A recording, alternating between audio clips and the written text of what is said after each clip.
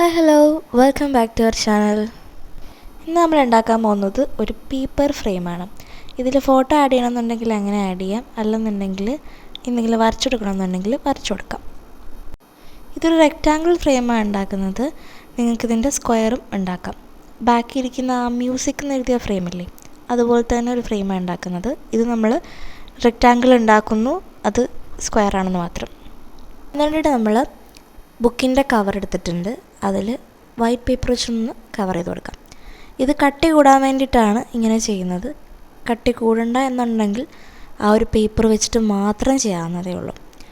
ഇപ്പോൾ ഈ രണ്ട് ഭാഗവും അങ്ങനെ തന്നെ ചെയ്യുന്നുണ്ട്. ഇനി ഞാനിവിടെ ചെയ്യുന്നത് 1 സെൻറ്റിമീറ്റർ ഇങ്ങനെ ഗ്യാപ്പ് ഇട്ട് 4 ലൈൻസ് ഇങ്ങനെ വരച്ചു കൊടുക്കുന്നുണ്ട് എല്ലാ സൈഡ്സിലും.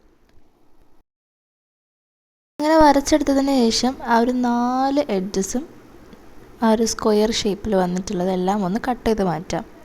ആ ഒരു ഇൻറ്റു മാർക്ക് ഇട്ടിരിക്കുന്ന എല്ലാം ഒന്ന് കട്ട് ചെയ്ത് മാറ്റണം.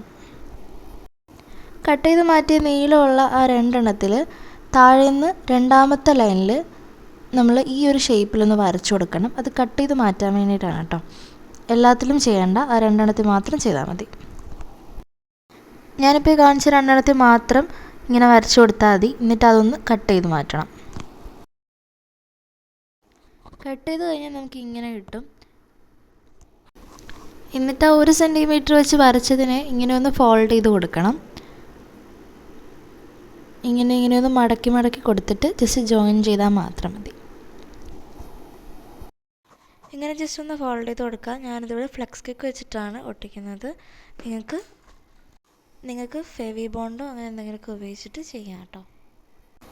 അങ്ങനെ ജോയിൻ ചെയ്ത് കഴിഞ്ഞാൽ നമ്മുടെ ഫ്രെയിം ഇവിടെ റെഡിയാവും. ഇതാണ് നമ്മുടെ ഫ്രെയിം. ഇതിൽ എന്തെങ്കിലുമൊക്കെ എഴുതണം എന്നുണ്ടെങ്കിൽ എഴുതാം, ഇങ്ങനെ എന്തെങ്കിലുമൊക്കെ ഒട്ടിച്ച് വെക്കണം എന്നുണ്ടെങ്കിൽ ഒട്ടിച്ച് വെക്കാം. ഞാൻ ഇന്നവിടെ കഴിഞ്ഞ ദിവസം ഉണ്ടാക്കിയ ആ ഒരു സംഭവം ആഡ് ചെയ്ത് കൊടുക്കുന്നുണ്ട് കേട്ടോ എൻ്റെ കൂടെ. അപ്പോൾ ഇത്രയേ ഉള്ളൂ നമ്മുടെ വീഡിയോ ഇഷ്ടപ്പെട്ട് കഴിഞ്ഞാൽ ലൈക്ക് ചെയ്യാനും ഷെയർ ചെയ്യാനും സബ്സ്ക്രൈബ് ചെയ്യാനും മറക്കരുത്.